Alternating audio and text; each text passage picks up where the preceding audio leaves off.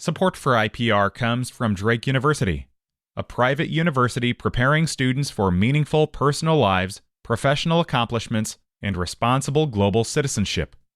Learn more at drake.edu. It's a Wednesday. It's January 21st. I'm Megan McKinney. This is Here First from Iowa Public Radio.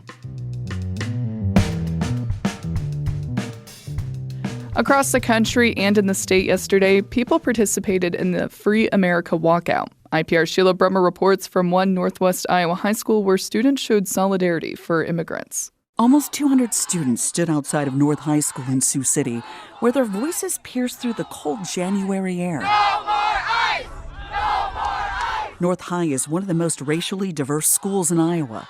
On this first anniversary of Trump's second term, student Laura Gale says she wants all students to feel safe. I want to be involved in my community, and I want to fight back against things I think are wrong. Gale helped organize the protest, along with Raiden Parvu, who thought only a few other students would show up. Enlightening to see that there's this many people banded together, and I hope that some of the others can feel the same way, that have been scared under this regime. A spokesperson for the Sioux City Community School District says the students exercise their right to peacefully protest.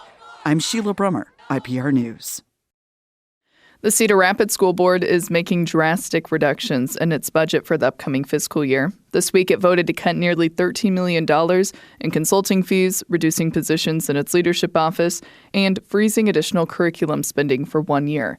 Board member Cindy Garlock says the board will continue to keep a close eye on how the changes impact schools in the district. Part of the job, our job, is to monitor these changes and see how they're doing.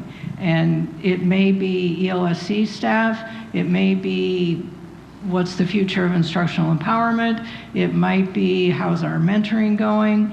Like, those are all things that are going to change.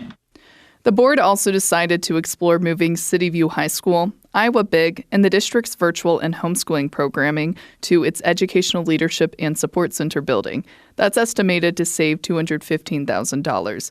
The board is expected to consider a plan to consolidate the district's schools next month. Farmers who rely heavily on export markets are still waiting for the U.S. Supreme Court to decide whether President Trump's tariffs are legal.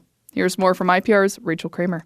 Last April, Trump declared a national emergency posed by trade deficits and announced taxes on imports from nearly every U.S. trading partner. Small businesses and a dozen states sued, and the case is being reviewed by the highest court. Iowa Farmers Union President Aaron Lehman says his group is closely watching the outcome, but the bigger issue is Trump's overall approach to trade policy. It's wrong to use tariffs like we were trying to change a light bulb with a hammer.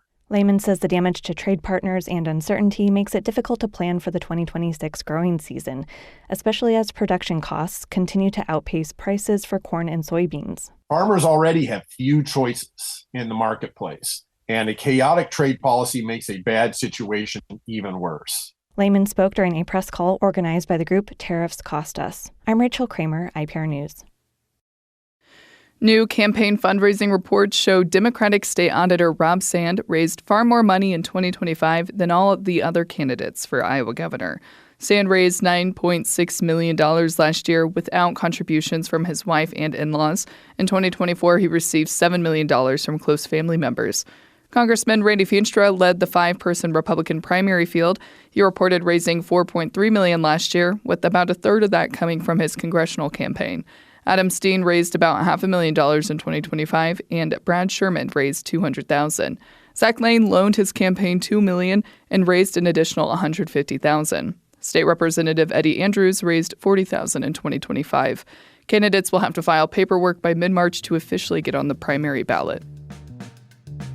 This is Here First from IPR News. I'm Megan McKinney. Have a great day.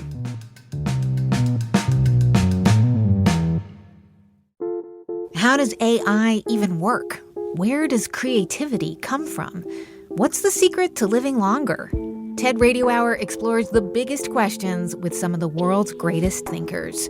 They will surprise, challenge, and even change you. Listen to NPR's TED Radio Hour wherever you get your podcasts.